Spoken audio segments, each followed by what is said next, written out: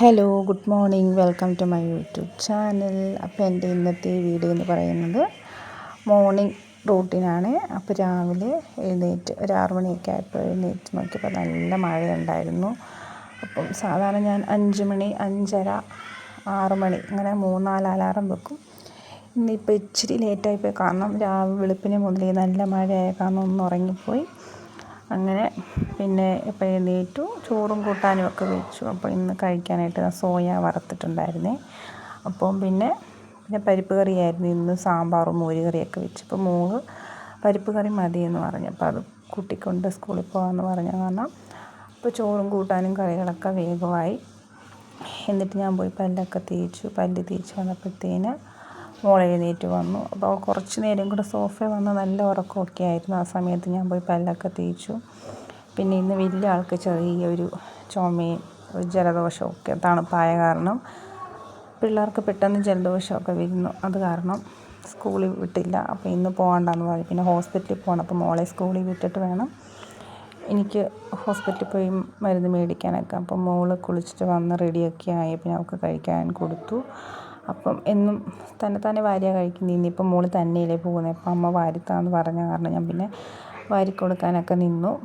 ചേച്ചി വരുന്നില്ല എന്ന് പറഞ്ഞപ്പോൾ ചെറിയ സങ്കടമുണ്ട്, കാരണം കൂട്ടില്ലല്ലോ.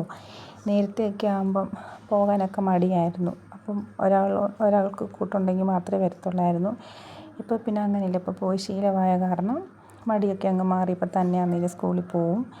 അപ്പോൾ അവൾക്ക് കഴിക്കാനും കൊടുത്തു. ഞാൻ പിന്നെ അതേ ചായയൊക്കെ വെച്ച് അവൾക്കും കൊടുത്തു. പോകാനിറങ്ങിയപ്പോഴത്തേന് നല്ല മഴ. 8 മണിക്കാണ് കറക്റ്റ് നമുക്ക് ബസ് വരുന്നത്. അപ്പം ഒരു 5 മിനിറ്റ് നേരത്തെ പോയി സ്റ്റോപ്പിൽ പോയി നിൽക്കും. അപ്പോൾ നമ്മുടെ പോകുന്ന വഴിയിലെല്ലാം നല്ല ചള്ളയും പിന്നെ മരമൊക്കെ വെട്ടി അതിൻ്റെ വിറകൊക്കെ വഴിയിലുണ്ടായിരുന്നു. അപ്പം അങ്ങനെ വെള്ളത്തിനകത്തൊക്കെ പോകുമ്പോൾ ഇച്ചിരി താമസം വരും. അത് കാരണം ഇച്ചിരി നേരത്തെ പോകാമെന്ന് വെച്ചു. അങ്ങനെ അവളെ കൊണ്ട് വിട്ട് വന്ന് ഞാൻ ബെഡൊക്കെ ഒന്ന് വൃത്തിയാക്കിയിട്ടു.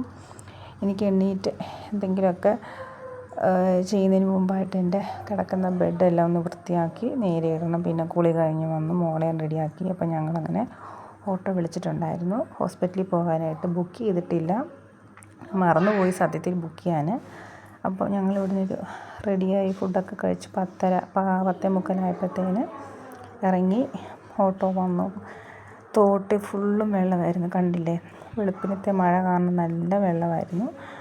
അങ്ങനെ ഞങ്ങൾ ഇറങ്ങി.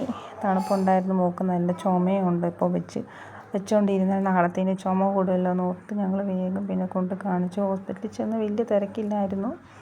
എന്നാലും ഡോക്ടർ അരമണിക്കൂർ റൗണ്ട്സിന് പോയ കാരണം അരമണിക്കൂർ കഴിഞ്ഞിട്ടാണ് വന്നത്. അപ്പോൾ ആ സമയത്ത് ചിന്നുമോൾക്ക് വിശപ്പുണ്ടായിരുന്നു. അപ്പോൾ പാലൊക്കെ എടുത്തിട്ടുണ്ടായിരുന്നു. അപ്പോൾ അവൾക്ക് പാലും ഒക്കെ കൊടുത്തു.